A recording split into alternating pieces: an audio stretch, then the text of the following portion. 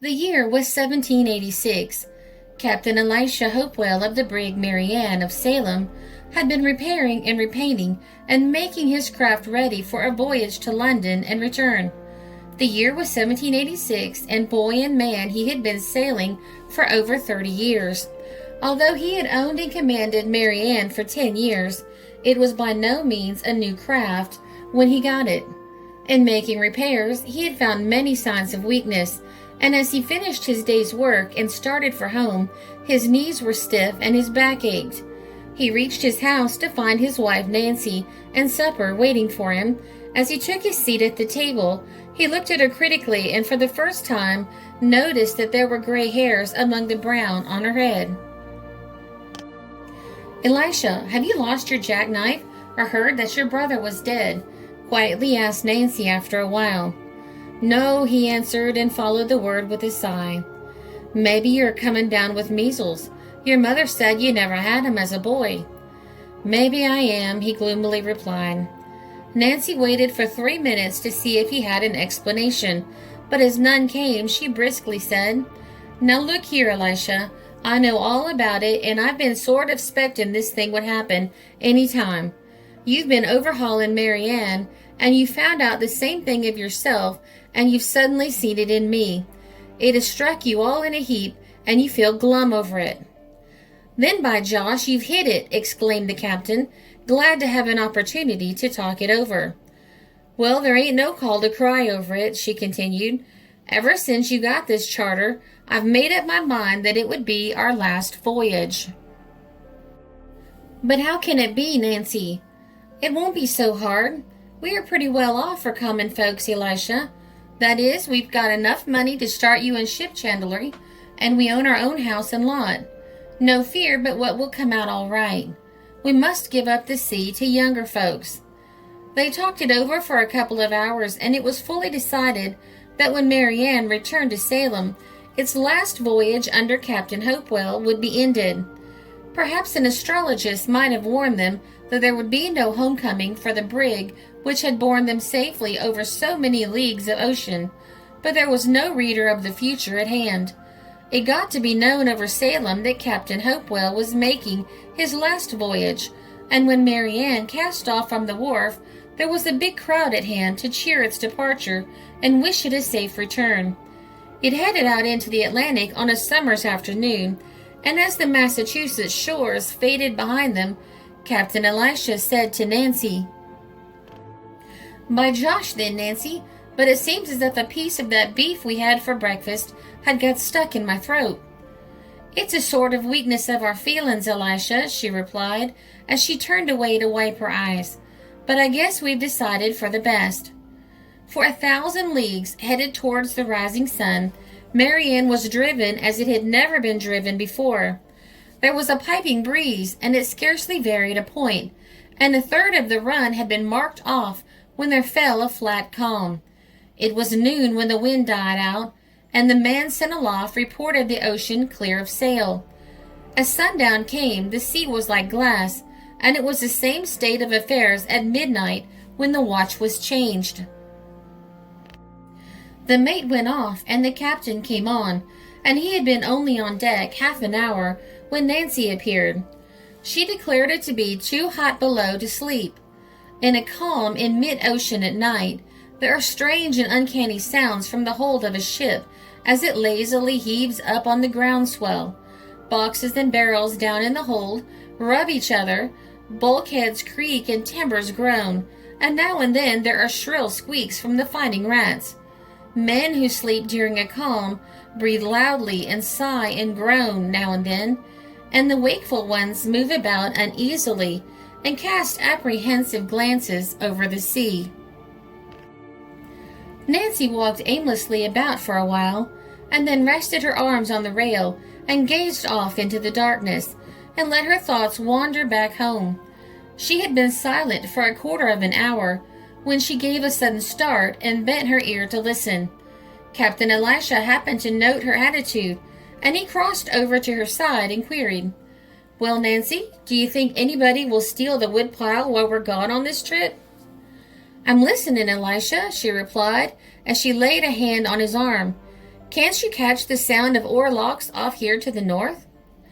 "It's some noise in the hold," he answered after listening a minute. "No, it's not. There. There. Don't you catch it?" "By Josh, I do. Yes, it sounds like oars at work, but how on earth can a boat be out there?" "I dunno, but there is one. Now you get the sounds plainer. It's a boat, I tell you, and it's pulling at least 4 oars. It must be from a wreck, and you'd better light a lantern and lash it in the rigging to guide 'em." A lantern was procured and placed as suggested, and it had scarcely thrown its light over the waters when there was a hail from half a dozen throats at once. Captain Hopewell answered it, and within 5 minutes every one of the crew of the Mary Ann was on deck and wide awake with curiosity. The hails were repeated at intervals, the sound of the oars came nearer, and at the end of half an hour a big yawl with 12 men and their tonnage in it drew alongside the Mary Ann. "By Josh, then, but it's a crew of Dutchmen," exclaimed Captain Hopewell as he peered down in the boat. He was right. They were big and sturdy men who had sailed out of the Texel, and it was quickly discovered that not one of them could speak English.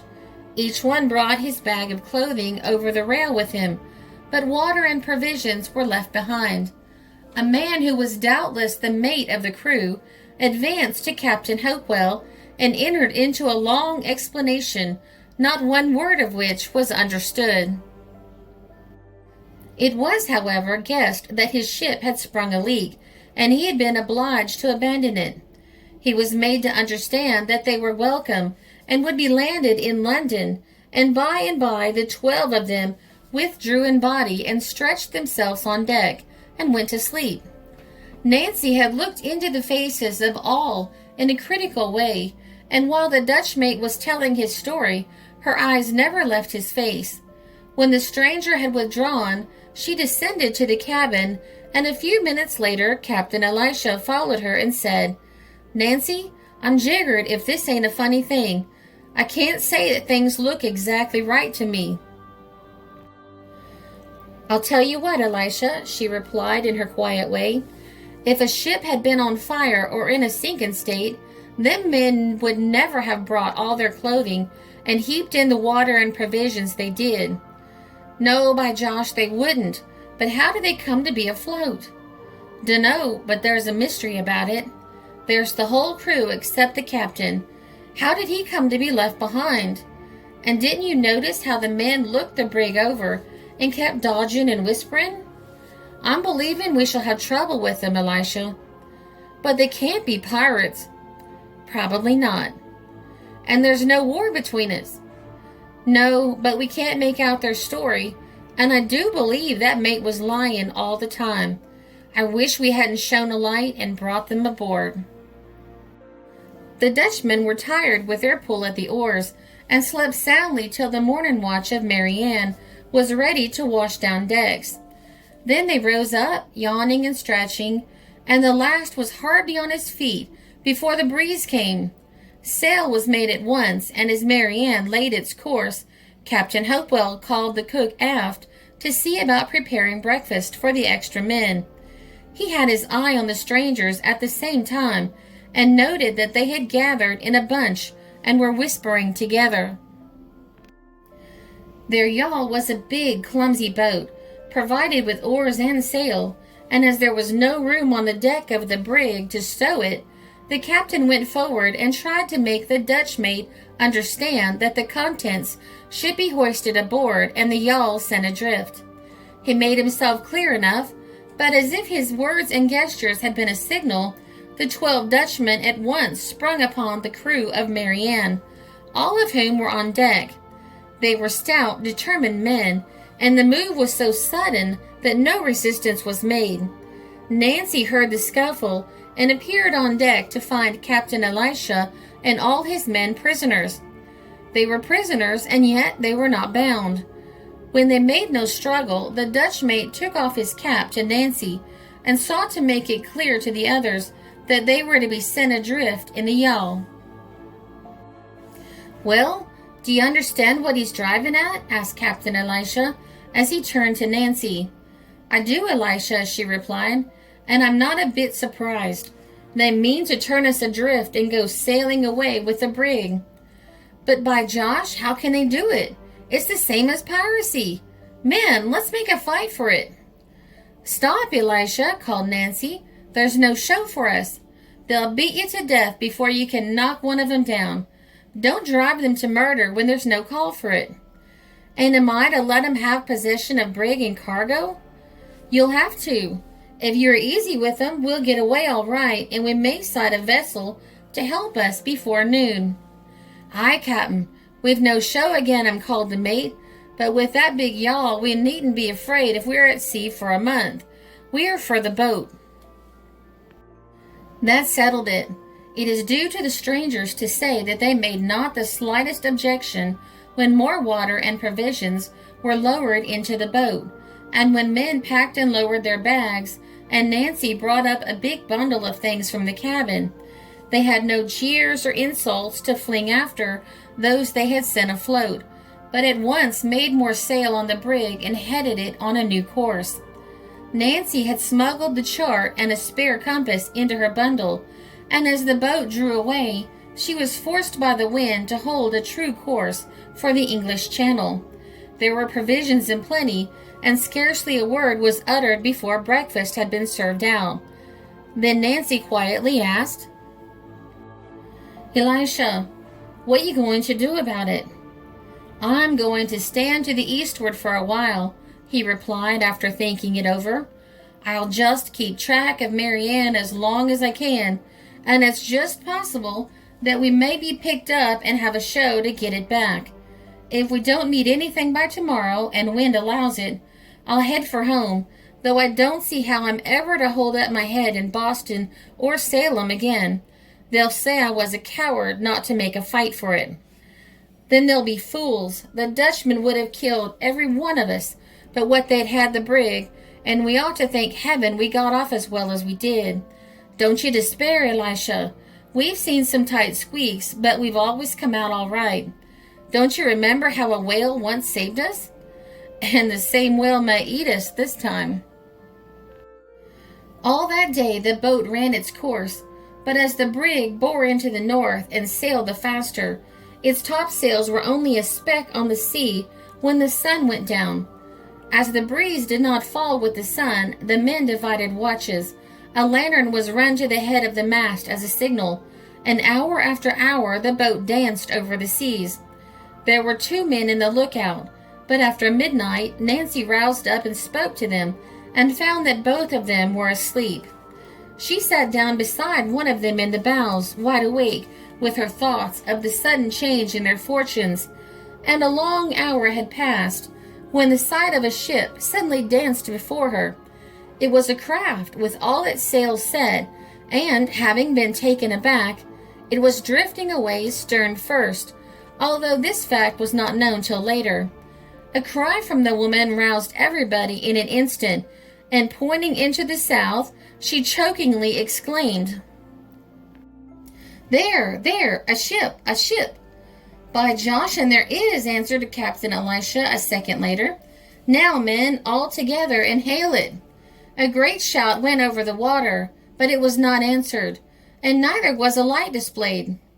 The shout was repeated again and again, and then, after a long look, Captain Elisha cried out, "Why, I believe she's an abandoned craft and taking care of itself. We'll run right alongside in 5 minutes." They reached the decks of the stranger to find it a ship a good deal larger than Mary Ann, and a search of 10 minutes proved that not a living soul was aboard. There was a dead man, though.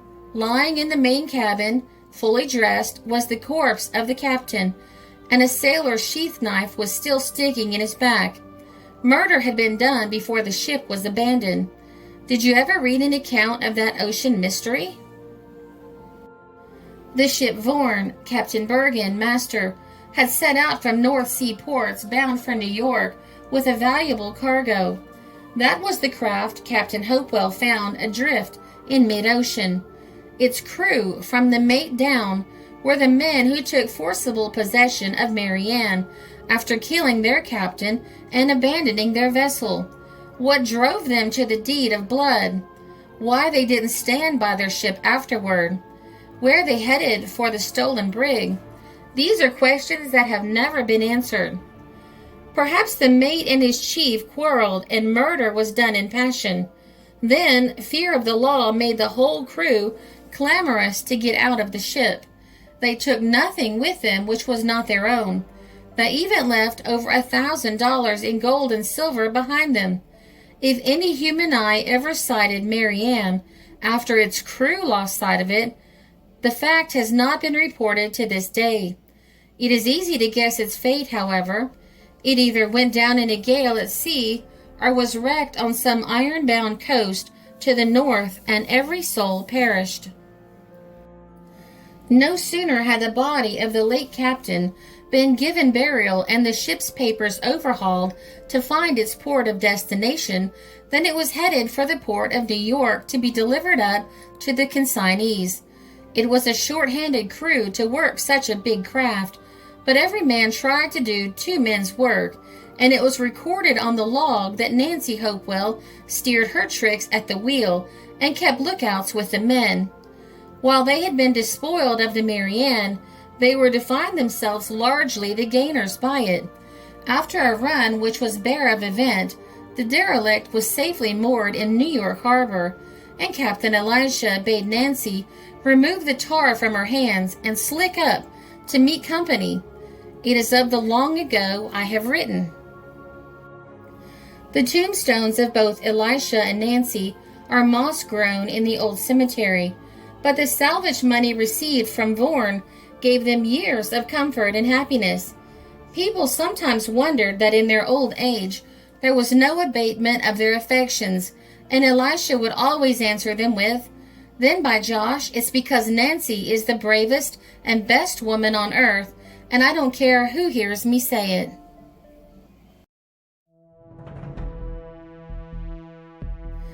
This article appeared in the Omaha Daily Bee, May 17, 1903.